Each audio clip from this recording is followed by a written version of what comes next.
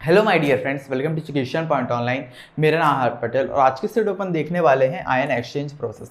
इससे पहले वाली वीडियो में अपन ने जो अपना पार्ट 2 था, यूनिट 2 का पार्ट 2 था, जिसमें अपन ने वाटर सॉफ्टनिंग मेथड में 3 वाटर सॉफ्टनिंग मेथड देखी थी। सबसे पहली थी अपनी लाइम सोडा प्रोसेस, ठीक है। सेकेंड थी अपनी जियोलाइट और अब थर्ड जो अपन पढ़ने वाले हैं वो है आयन एक्सचेंज, ठीक है। जिसमें से ये दो तो अपन ने इससे पहले वाली वीडियोस में, इससे पहले वाले लेक्चर्स में अपन ने कंप्लीट कर लिया। अगर नहीं देखा हो तो डिस्क्रिप्शन में आपको लिंक मिल जाएगा प्लेलिस्ट का, आप जाके चेकआउट कर सकते हो, उसमें अपन ने देख लिया है। और अपन आज लास्ट वाली जो अपनी वाटर सॉफ्टनिंग मेथड है आयन एक्सचेंज, इसको अपन अच्छे से देखेंगे कि एग्जाम में इससे किस तरह से क्वेश्चन बन सकते हैं और कॉन्सेप्ट को क्लियर कर लेंगे आयन एक्सचेंज मेथड होता क्या है, ठीक है। तो बिना टाइम वेस्ट के अपन डायरेक्ट वीडियो को स्टार्ट करते हैं। तो चलिए अब समझते हैं, आखिर देखते हैं कि आयन एक्सचेंज होता क्या है, ठीक है। अगर आप इसके थोड़े नाम पे ही नज़र डालेंगे आयन एक्सचेंज, इससे आप क्या समझ रहे हैं, ठीक है। ऐसे ही मतलब बेसिक अगर मोटा मोटा बताऊं तो इससे ये समझ रहे होंगे कि आयन का कुछ एक्सचेंज होता होगा। जैसे स्टॉक एक्सचेंज की बात करें उसमें क्या है, स्टॉक्स का लेन देन होता है। वैसे ही अगर आयन की बात करें तो आयन का एक्सचेंज होता होगा। आयन से अपन को मतलब क्लियर हो गया आयन क्या होता है। जैसे Ca2+ ion, H+ ion, OH- ion, ये होते हैं अपने आयन, ठीक है। और एक्सचेंज का मतलब लेना देना, ठीक है। जैसे ये नीचे वाली उसकी बात करें, this method is based on the principle of ion exchange. और एक्सचेंज का मतलब क्या होता है, गिव एंड टेक, मतलब लेना और देना। सिंपल, क्लियर हुआ इतना, ठीक है। अगर अपन को एग्जाम में लिखना है तो अपन ये छोटा सा तो लिख नहीं सकते कि आयन एक्सचेंज एक प्रिंसिपल पे बेस्ड होती है, ठीक है। मतलब this method based on this principle, और एक्सचेंज का मतलब लेना देना। इसको एक प्रोफेशनल लैंग्वेज में अपन को एग्जाम में लिखना है तो वो प्रोफेशनल लैंग्वेज यहाँ पे लिखी है और इसी से अपन आराम से समझ जाएंगे, पूरे कॉन्सेप्ट क्लियर हो जाएगा कि आयन एक्सचेंज होता क्या है, ठीक है। क्या कह रही है definition, ion exchange is a chemical process where ions in a solution are swapped. अब ये स्वैप्ड क्या होता है, ठीक है। स्वैप्ड का मतलब अगर नॉर्मली मैं बताऊं, जैसे ही अपने पास क्या है A, ठीक है, ये दूसरा ये B, ठीक है। स्वैप का मतलब इनकी जगह चेंज कर देना। जैसे अगर मैं इसको रीजनरेट करूं तो क्या है कि ये B और ये A, ठीक है। मतलब इसमें क्या हुआ है, जो A है वो किसकी जगह पे चले गया है, B की जगह पे, और जो B है वो किसकी जगह पे जो B है वो किसकी जगह पे चले गया है, A की जगह पे, ठीक है। तो मतलब इसमें क्या हुआ है, स्वैप्ड हुआ है, इन्होंने अपनी जगह एक्सचेंज की है, ठीक है। सिंपली वही लिखा है, क्या लिखा है इसमें भी, ion exchange is the chemical process where ion in a solution are swapped for other ions of similar charge. ये दूसरा चीज़ सिमिलर चार्ज। जैसे अगर मैं बात करूं, जैसे Ca+, ठीक है, उसके बाद Mg+, Mg2+, ठीक है, ये किससे एक्सचेंज करेंगे, बस प्लस आयन से, ठीक है। यह एक्सचेंज कर सकता है किससे, हाइड्रोजन से। ये एक्सचेंज कर सकता है, अगर इन दोनों की बात करें तो मैग्नीशियम जो है वो कैल्शियम से एक्सचेंज कर सकता है, मैग्नीशियम जो है कैल्शियम जो है वो मैग्नीशियम से एक्सचेंज कर सकता है। ऐसा नहीं होगा कि ये मैग्नीशियम किससे एक्सचेंज कर ले, क्लोरीन से, क्योंकि ये वाले जो हैं ये क्या कहलाते हैं अपने कैटायंस, ठीक है, और ये क्या कहलाते हैं अपने एनायंस, ठीक है, क्लियर। तो ये क्या है, ions in a similar charge that are attached to a solid material, ठीक है। जो अपने, अब अगर सिंपली भाषा में बोलूँ, ठीक है, आयन एक्सचेंज क्या होता है, ion exchange is a chemical process which ions in a solution are swapped for other metals, ठीक है। उससे स्वैप कर लेंगे अदर मेटल से जिनका सिमिलर चार्ज होगा, that are attached to a solid material, that is called ion exchange resin. I hope so जो कुछ भी अपन ने समझा है वो बहुत से क्लियर हो गया होगा। ये डेफिनेशन, जो ये 3 डेफिनेशन लिखी है आयन एक्सचेंज क्या होता है, ये आपको क्लियर हो गया होगा, ठीक है। इसको क्या करना है, आपको सिंपली इसको नोट कर लेना है, ठीक है।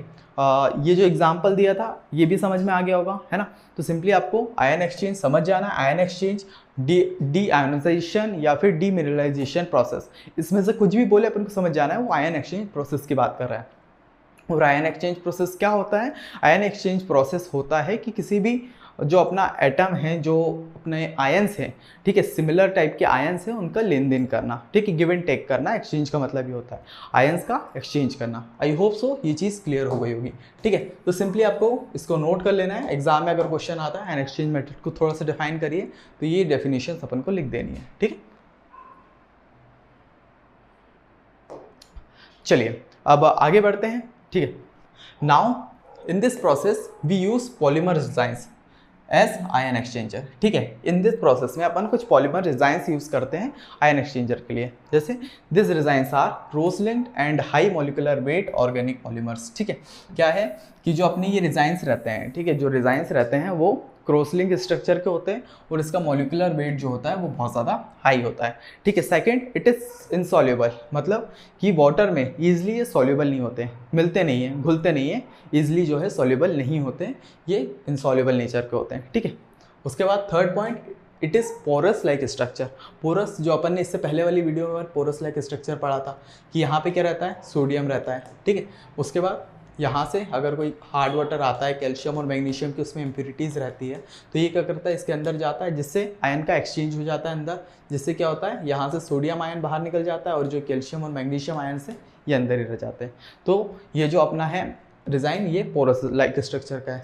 उसके बाद इसमें क्या है, एक फंक्शनल ग्रुप जुड़ा रहता है इसके साथ। ठीक है, अब वो फंक्शनल ग्रुप एसिडिक भी हो सकता है और वो फंक्शनल ग्रुप बेसिक भी हो सकता है। ठीक है, एसिडिक होता है अगर फंक्शनल ग्रुप, तो उसमें क्या होगा, carboxylic acid, for example carboxylic acid और सल्फोनिक एसिड। ठीक है, ये कौन सी कैटेगरी में आ जाएंगे, कैटायन एक्सचेंजर कैटेगरी में।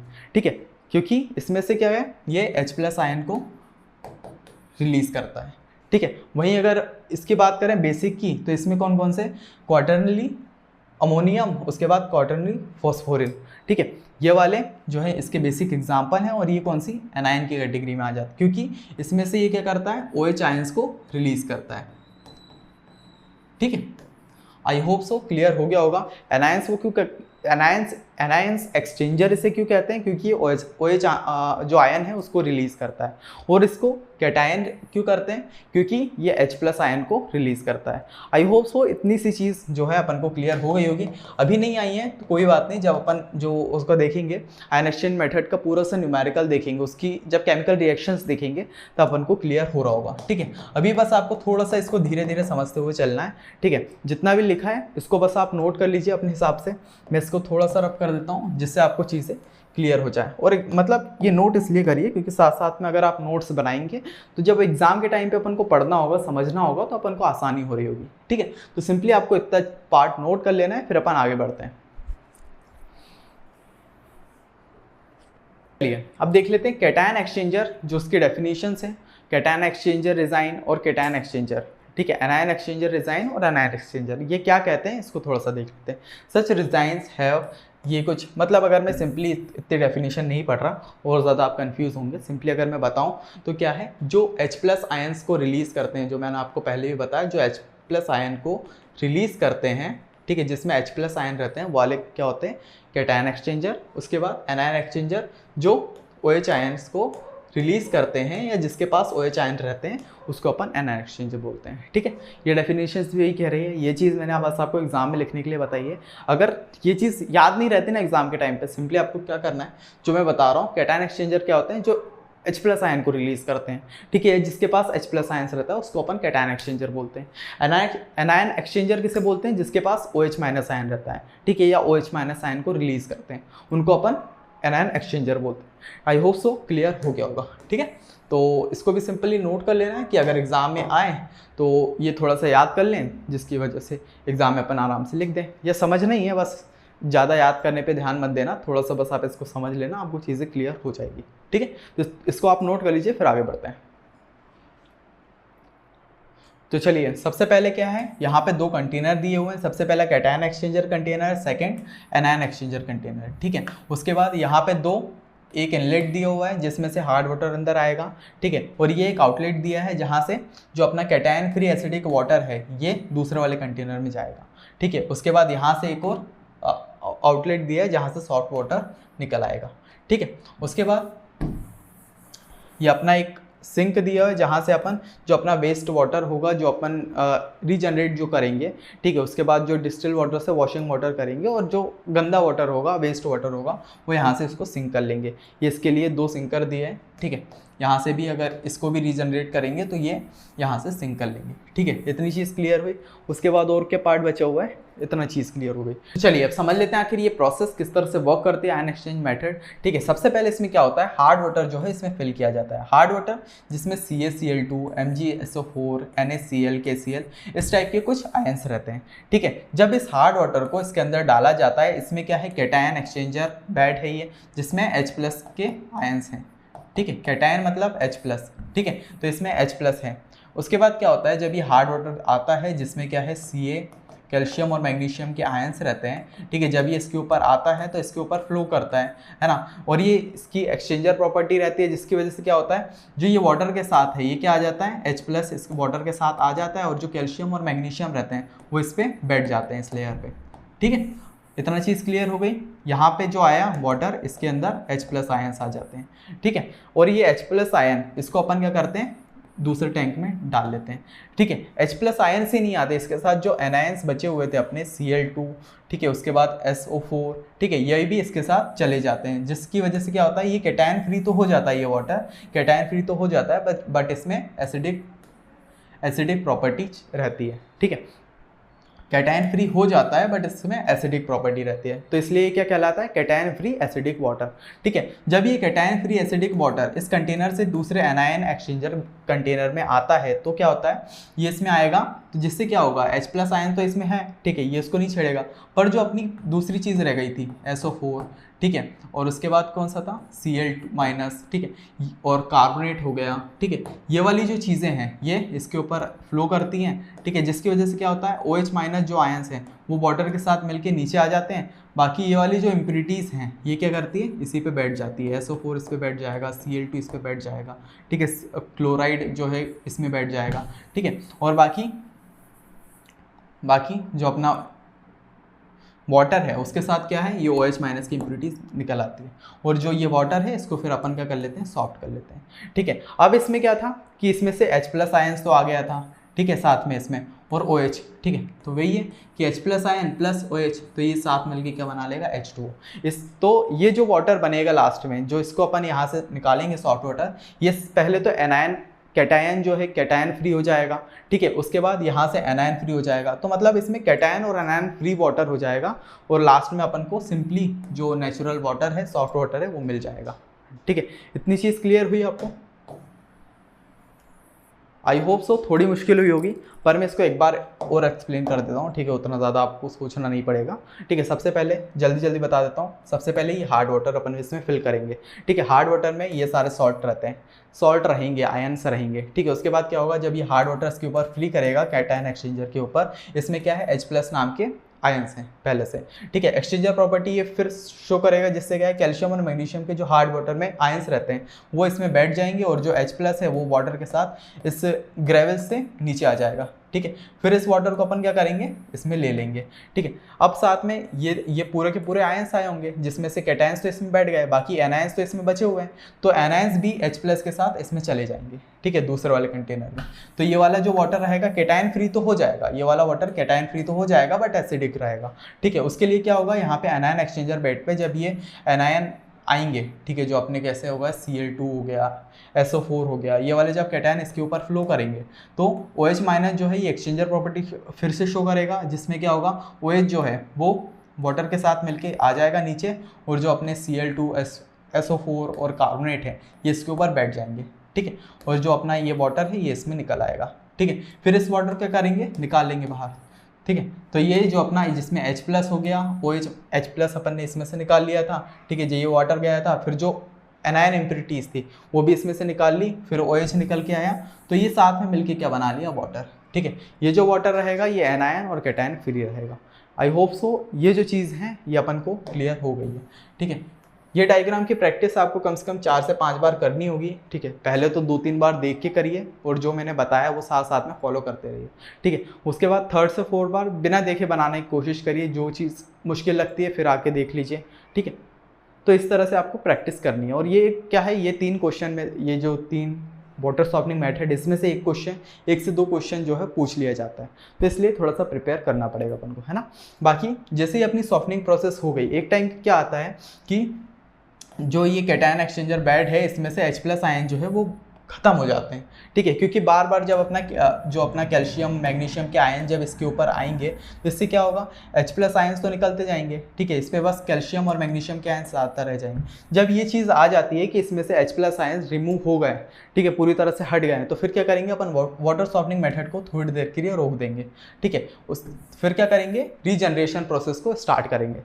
अब रीजनरेशन प्रोसेस में क्या होता है कि जो अपना ये इसमें से अब H प्लस आयन को ख़त्म हो गए, अब इसमें H प्लस आयन लाना है तो क्या करेंगे, जो अपना ये एसिड है जैसे HCl हो गया, H2SO4 हो गया, इसको क्या करेंगे, ये जो अपने कंटेनर में भरा हुआ है इसको यहाँ से स्पार्कल करेंगे इसके ऊपर, ठीक है, स्पार्कल करेंगे, फिर जिससे क्या होगा, ये फिर से एक्सचेंज प्रॉपर्टी जो है शो करेगा, ठीक है। इसमें जो भी आयंस होंगे Ca के, Ca2+ के, Mg2+ के, ठीक है, जो भी आयंस रहेंगे इसके ऊपर वो क्या करेंगे, वो नीचे चले जाएंगे, यहाँ नीचे चले जाएंगे, और इस पर क्या है, H प्लस आयंस फिर से वापस आ जाएंगे, ठीक है। उसके बाद क्या करेंगे, जब ये Ca2+, Mg2+ आयंस इसके यहाँ नीचे आ जाएंगे, उसको क्या करेंगे, यहाँ से बाहर निकाल लेंगे, सिंक कर देंगे, ठीक है। उसके बाद यहाँ से डिस्टिल्ड वाटर से इसको वॉश कर दें, जिससे जो अपना एक्स्ट्रा अगर कोई इसमें एसिड बचा हो तो वो भी निकल जाए, और साथ में अगर Ca2+, Mg2+ ये सब भी बचा हो तो वो भी यहाँ से निकल जाए।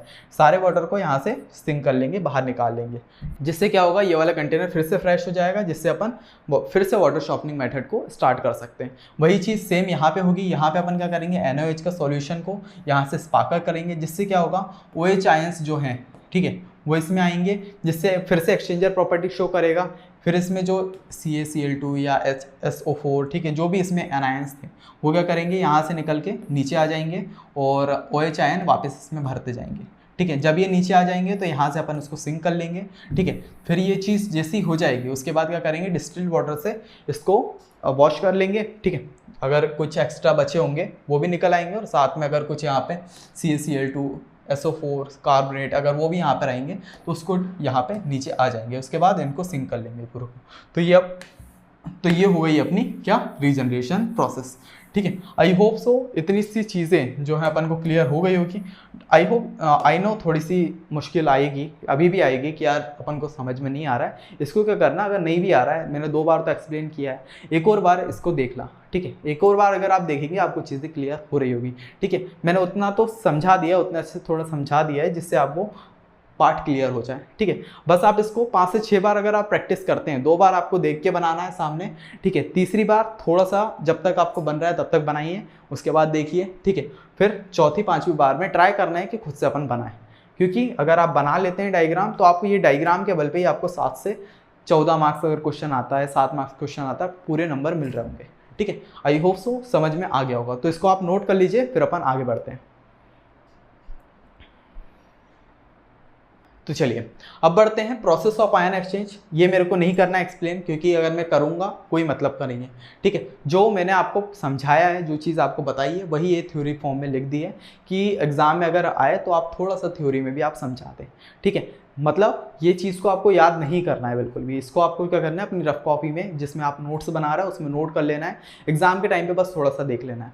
अपन को ये डायग्राम वाली चीज़ तो अच्छे से क्लियर हो गई, जो प्रोसेस आपको बताई है, ठीक है, जो प्रोसेस आपको बताइए, अगर नहीं समझ में आई तो एक और बार देखिए वीडियो को, समझ में आ जाएगा, ठीक है। जो प्रोसेस आपको बताइए अपने मन से लिखने का ट्राई करना है, क्योंकि अगर अब याद करने के जाएंगे फालतू बर्डन पड़ेगा, ठीक है। और एग्जाम में उतने अच्छे से कॉपी चेक नहीं होती है, अपन को अपनी लैंग्वेज में लिखना ट्राई करना है, क्योंकि जब तक अपनी लैंग्वेज में नहीं लिखेंगे तब तक एग्जामिनर पे भी अच्छा इंप्रेशन नहीं पड़ेगा, और अपन को भी खुद पे कॉन्फिडेंस नहीं आएगा कि यार अपन ने पढ़ा है, ठीक है। तो अपन को ये चीज़ समझ में आ गई है तो खुद से ट्राई करना है, ठीक है। ये चीज़ बस मैंने आपकी एक हेल्प के लिए लिखवा दी है कि अगर आप कोई बच्चा रहता है इसमें कि यार भाई मेरे को याद ही करना है, मैं पूरा याद ही कर लूँगा, तो उसके लिए ये चीज़ लिख दी है कि आप इसको पढ़ लीजिए, समझ लीजिए, अगर याद करना है तो याद कर लीजिए, यही चीज़ आप एग्जाम में लिख देंगे, आपको नंबर मिल रहे होंगे, ठीक है। तो इतना आपको नोट कर लेना है, इतना पार्ट, और इसको नोट कर लेना है, ठीक है।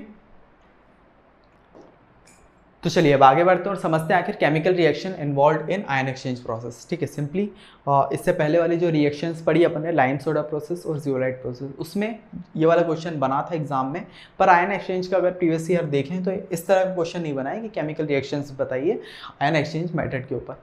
पर मुझे लगा कि यार अपन इतना रिस्की क्यों लेना, अगर अपने जो आगे अपन एग्जाम दे रहे हैं उसी में अगर आप पूछ लेता है कि आयन एक्सचेंज मेथड का जो उसकी केमिकल रिएक्शन है वो भी बताइए, तो क्या फालतू भटकना, है ना।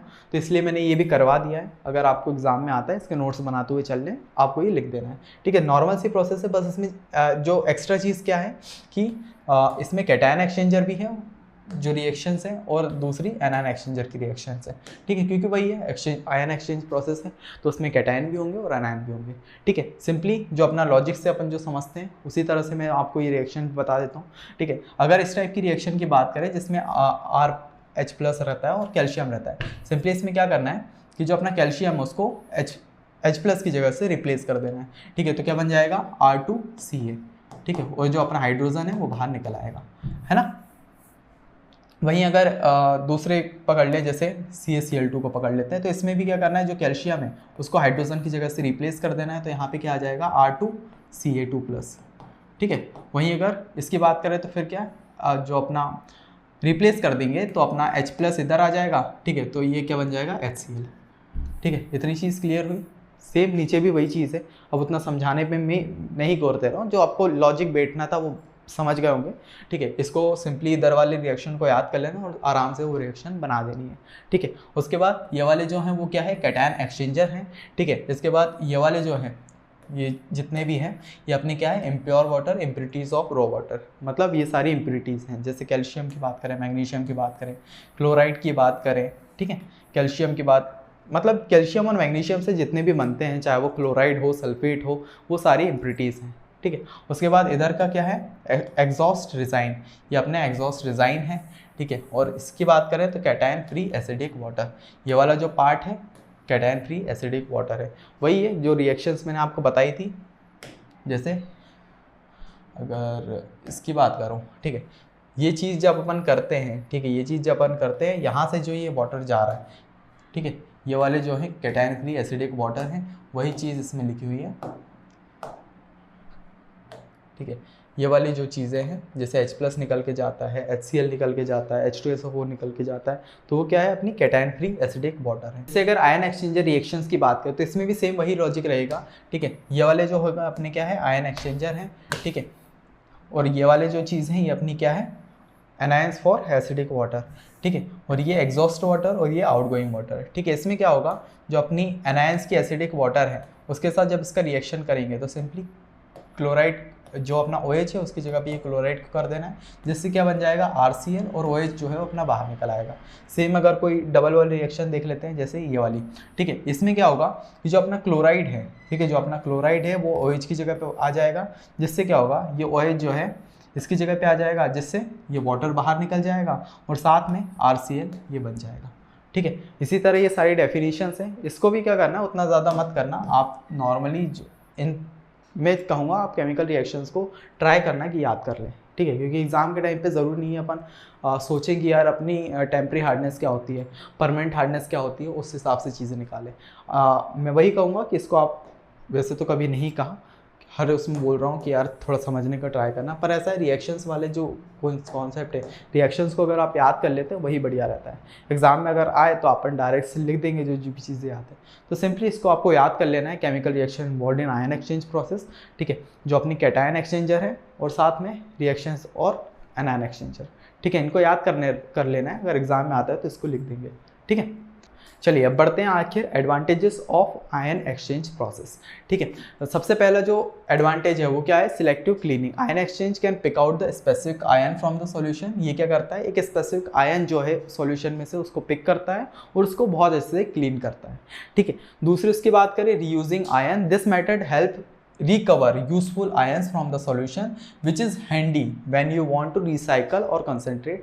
मतलब सिंपली इसको जो आयंस है उसको वापस रीयूज़ कर सकते हैं, रिसाइकल कर सकते हैं, ठीक है, रिकवर कर सकते हैं, वही चीज़ लिखिए, this method helps recover useful ions from the solution, ठीक है, जो अपनी यूजफुल आयंस रहते हैं उसमें से उसको रिकवर करता है।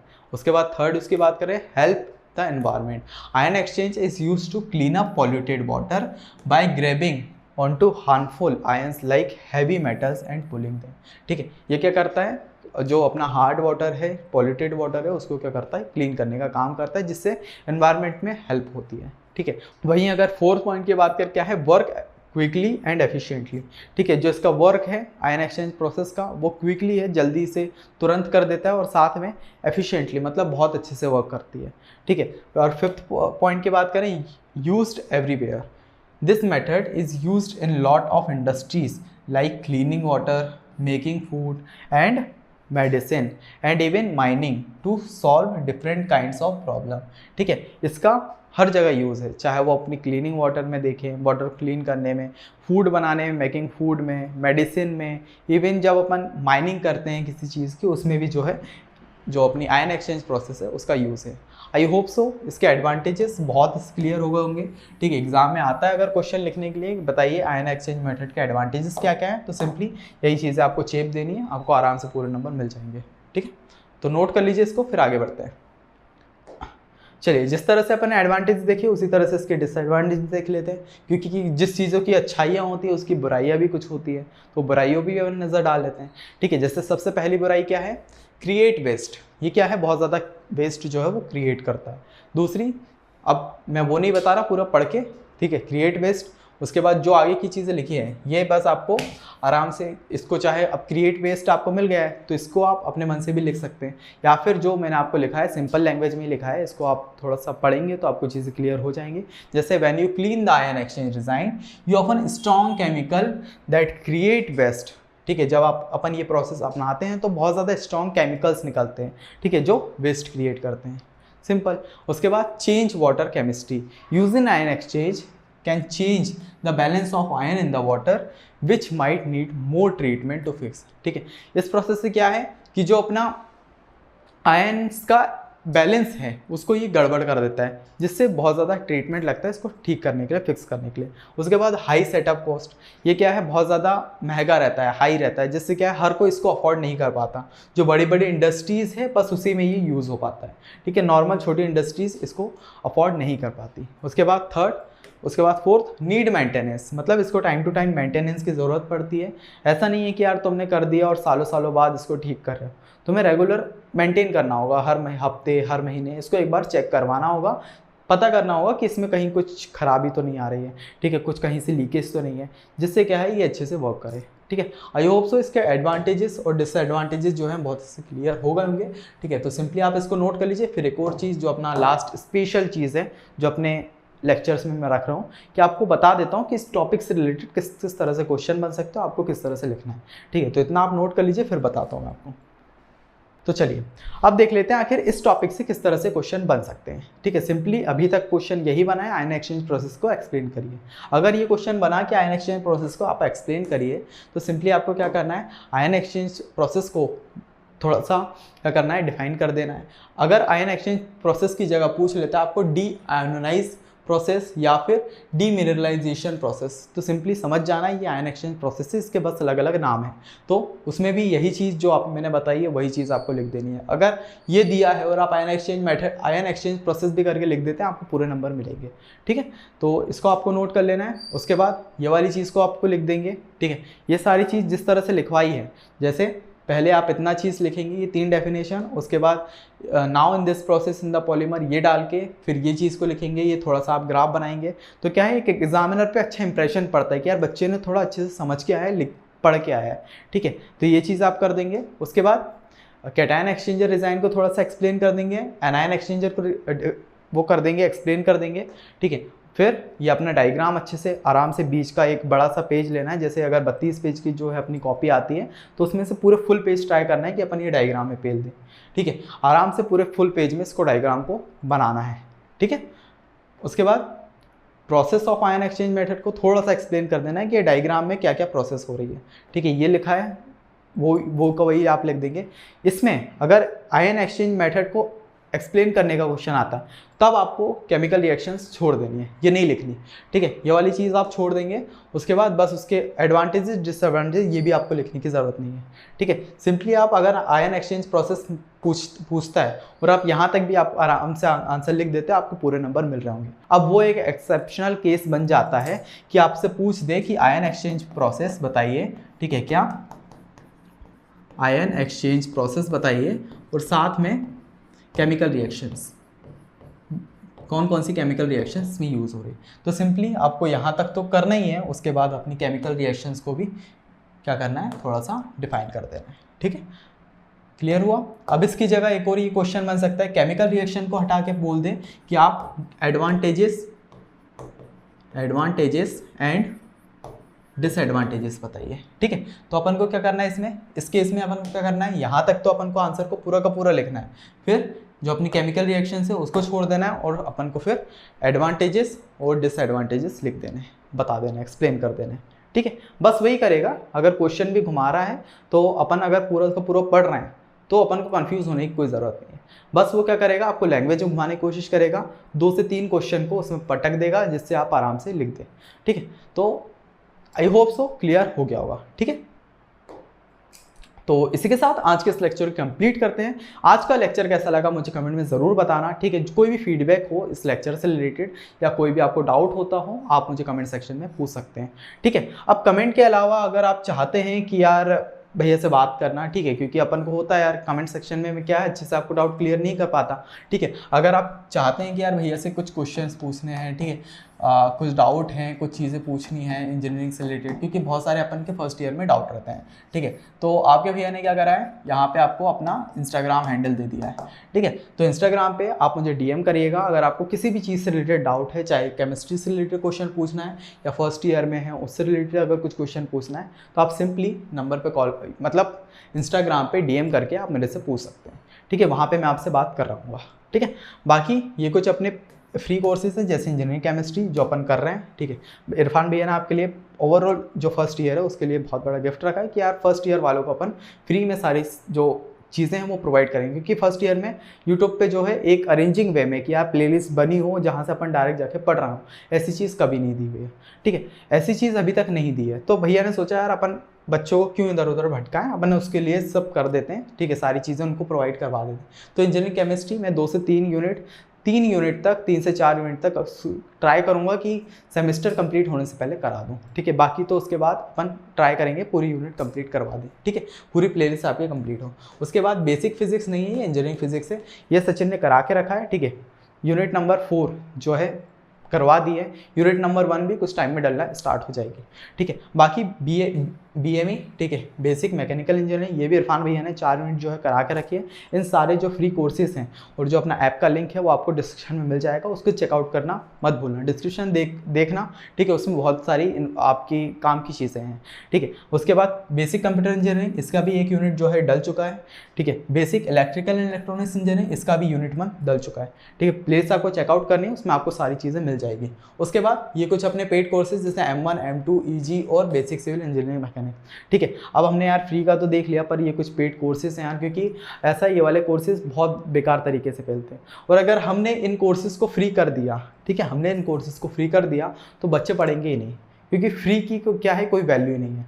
ठीक है, अगर मैं आपको ये पूरा का पूरा कंटेंट पढ़ा रहा हूँ, आपको भी पता होगा मैं कितनी ज़्यादा 10 जगह से पढ़ रहा हूँ। ठीक है, उसके बाद अलग अलग तरीके से पढ़ रहा हूँ, सीख रहा हूँ, और उसमें भी देख रहा हूँ कि यार मैं किस तरह से इसको एक इजी वे में आपको समझा पाऊँ।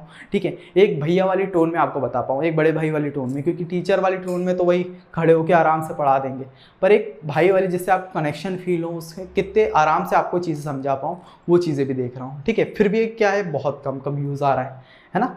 अब लगता है यार ऐसे में, क्योंकि अपन को क्या है, फ्री की उतनी वैल्यू नहीं होती। अगर यही कोर्स अगर मैं पेड करके इस पर डाल देता, ठीक है, ऐप बना देता, 500 रुपये में बेचता, तो आप उसको ख़रीद के पढ़ते। ठीक है, उसको अच्छे से पढ़ते शुरुआत से, क्योंकि आपने उसके लिए पे किया है। तो वही चीज़ है, अगर आप ये कोर्स हमने पेड रखा है तो कुछ सोच समझ के ही रखा होगा। अगर आपको इन कोर्सेज में कोई भी दिक्कत आती है, क्योंकि पता है अपन को खुद ही समझ आ जाता है कि यार प्रोफेसर अगर पढ़ा रहे हैं कॉलेज में, तो अपन को पता चल जाता है यार कि जिस तरह से पढ़ा रहे हैं उस तरह से एग्ज़ाम तो निकाल पाएंगे। और M2, EG ये वाले कुछ ऐसे एग्ज़ाम हैं जो अपन को बहुत खतरनाक तरह से पेलते हैं। ठीक है, अगर मैं बात करूं कि मेरे पास 3rd ईयर वालों के कॉल आए थे, 3rd ईयर वाले बच्चों के, बोलते भैया अभी तक मेरा M2 नहीं निकला है। ठीक है, M2 जो अपना फर्स्ट ईयर में सब्जेक्ट आता है, सेकंड सेम में सब्जेक्ट आता है, वो 3rd ईयर तक नहीं निकला है। और उसमें पूछते हैं यार स्टेप मार्किंग के नंबर मिलेंगे कि नहीं। ठीक है, तो मतलब ऐसे ऐसे कुछ डाउट रहते हैं, और इससे कुछ बच्चे रहते हैं जिसके 3rd ईयर तक ये वाले सब्जेक्ट बहुत बेकार तरीके से खींचते हैं। तो क्या करना है, अगर अपन को लग रहा है कि स्टार्टिंग में कि अपन को नहीं आ रहा है, तो बैक का नहीं देखना है कि यार बैक का पेपर आएगा तब मैं पढ़ना स्टार्ट करूँगा। क्योंकि बैक में ऐसा है, इंजीनियरिंग में 40 जो अपने 4 साल आप पढ़ रहे हैं, ठीक है, उसमें 40 सब्जेक्ट रहेंगे। हर सेम में 5 सब्जेक्ट एक्स्ट्रा बढ़ते जाएंगे, ठीक है। तो अगर आप चाह रहे हैं कि यार बैक निकाल लूँगा मैं, तो बहुत ही ज़्यादा मुश्किल है, क्योंकि जिस सेम में आप बैक निकाल रहे हो उस सेम में आपके पास 5 सब्जेक्ट रहेंगे। अगर उसके अलावा भी यहाँ से 2-3 बैक लेके जाएंगे तो टोटल आपके पास 8 से 10 सब्जेक्ट होंगे, ठीक है। तो समझ जाइए कि आप क्या अपने उस सेम का पढ़ेंगे या फिर अपना प्रीवियस का पढ़ेंगे, जाके बहुत ज़्यादा मुश्किल हो जाता है। तो ट्राई करिए कि आप इसी सेम में ये सब्जेक्ट को निकाल लें। अगर जरा सा भी लगता है तो सिंपली अपन को कुछ नहीं देखना है, ठीक है। ऐप का लिंक आपको डिस्क्रिप्शन में मिल जाएगा, इसका प्राइस 799 है, ठीक है। वर्थ इट रहेगा, उसी में आपको डेमो लेक्चर मिल जाएंगे। आप थोड़े से देखिए, अगर आपको लग रहा है समझ में आ रहा है कि यार मैं सर पढ़ा रहा है और अपन को क्लियर हो रहा है, तो सिंपली आपको बैच ले लेना है ना। और अगर आप इसका रिव्यू चाहते हैं तो अपने सीनियर से ले सकते हैं। सीनियर ने भी यहीं से पढ़ के M2 जो है, या फिर EG की बात करें या M1 की बात करें, यहीं से पढ़ के निकाले हैं, ठीक, क्योंकि पता है कॉलेजों की हालत क्या हो रही है, ठीक है। तो और अगर इस चीज़ों से रिलेटेड, किसी भी चीज़ से रिलेटेड कोई भी डाउट रहे तो सिंपली आपको ये नंबर दिए हुए हैं, इन पे कॉल करना है और वो डाउट आपके क्लियर हो जाएंगे, ठीक है। अगर ऐप से कोर्स लेने में कोई दिक्कत हो रही है, कोई चीज़ ऐसी हो रही है यार भैया सर्वर इशू हो रहा है, तो सिंपली आपको इन नंबर पे कॉल करना है। आपके जो डाउट हैं, जो चीज़ें हैं वो रिजॉल्व हो रही होंगी, ठीक है। तो इसी के साथ मिलते हैं नेक्स्ट वीडियो में, तब तक के लिए बाय बाय।